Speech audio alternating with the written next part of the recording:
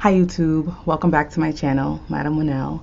Thank you for joining me in this conversation. This video is very timely given the circumstances surrounding George Floyd, Breonna Taylor, and so many other names and Black lives that have been lost in America and that we are still seeking justice for.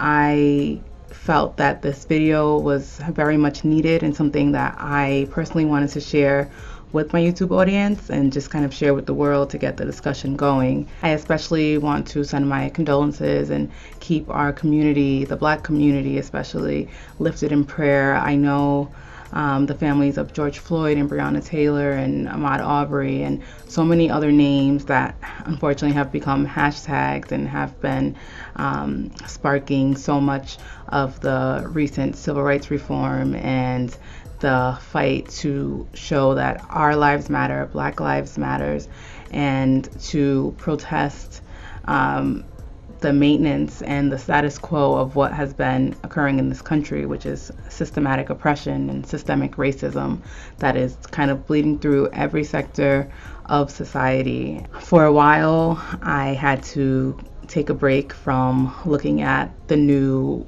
Black bodies and Black lives that were being devalued before the world stage because it was very traumatizing, very triggering, and as a medical student, I had to kind of prioritize my mental health and just take in what I could because processing it all is very, very disheartening and disappointing and just, makes me, remember things that were traumatic in my childhood as it relates to race relations in America and even in adulthood.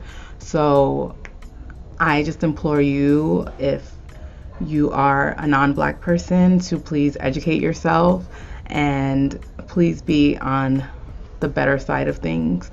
We need allies. I see so many non-Black individuals marching and protesting with their signs and, being accountable and holding their family and friends accountable, and we appreciate that. The honest truth is that as children, you grow up knowing your culture, and we do see color. And for the people that say I don't see color, we all see color. It just is something that for me just didn't matter. Like, I knew that I was the color brown, and I knew that some of my other friends were a lighter shade of brown, or like some of my other friends were not brown and they were white or yellow or whatever color I said. But that didn't affect how I engaged with them or if I wanted to go to their house or play with them, and that never was an issue for me. When I was 8 or 9 years old, that was the time that I realized that my color mattered, and not only mattered, it was seen as something negative, and that's when I realized that I was Black. So when I was 8 or 9 years old, I loved dancing as I do now, and my parents enrolled me in a dance school, so I was able to learn ballet, tap, and jazz.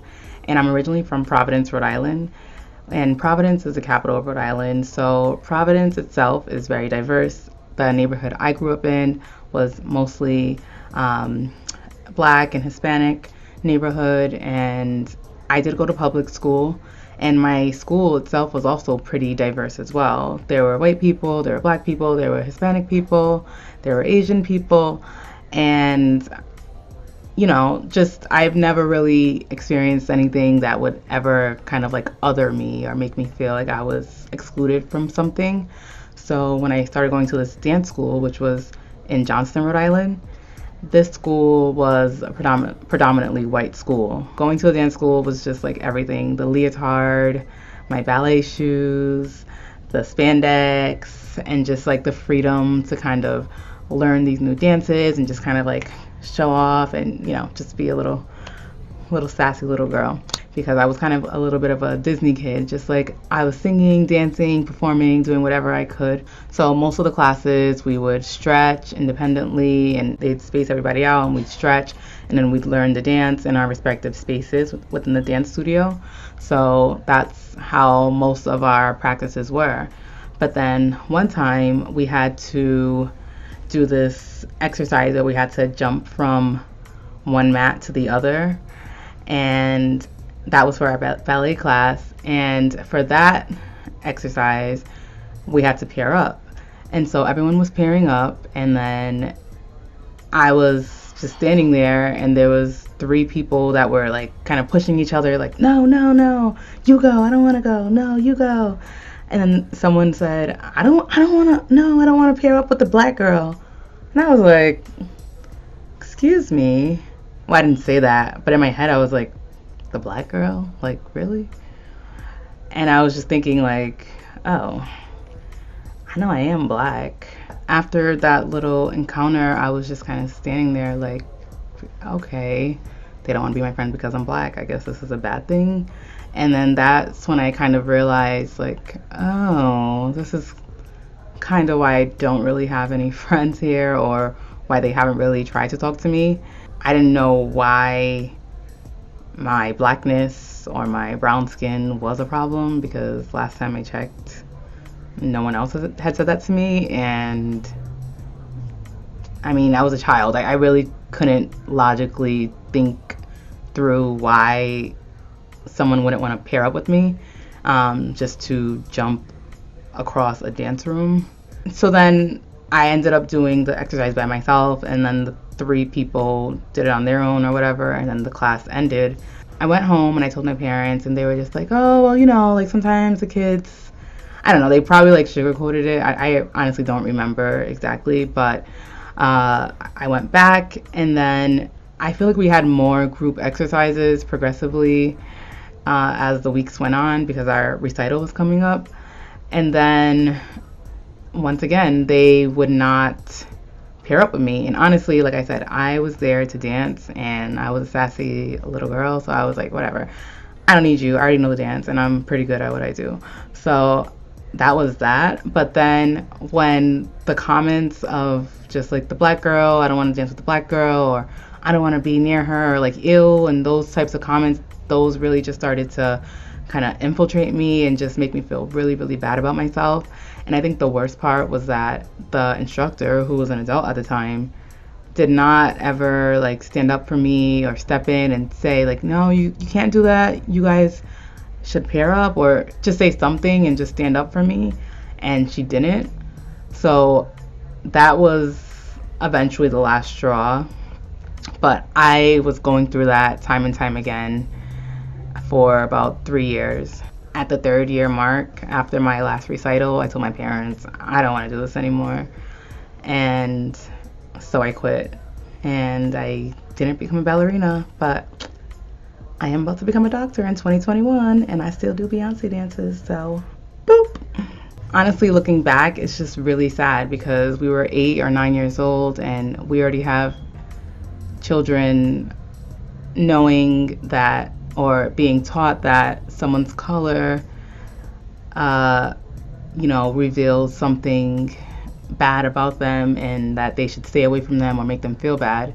There are children who are racist, and because their parents told them that you have to hate black people, or those people are bad and these types of people are good, and they create this complex, so they grow up learning that that's why. And really, if you were to ask them why and list 5 reasons why, they probably couldn't come up with even 2, and 2 logical answers why you have to hate this person and why they are inferior to you, because they're not.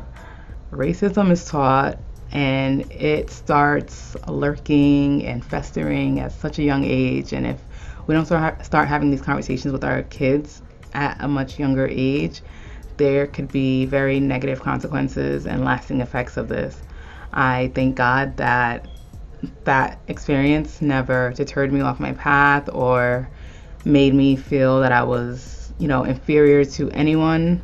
I would love to hear some of your stories about when the first time you realized you were black, or even the first time you realized you were other or othered, and just open up this conversation. And I want people to have these uncomfortable conversations at their dinner tables, in their classrooms, in the workplace, in the environment, wherever it is. We need to have these conversations, because no more. I say enough is enough. We cannot continue to go along with the status quo. And one other thing I want to say is that this is our everyday life. This is not a trendy hashtag. This is not a snapshot in time.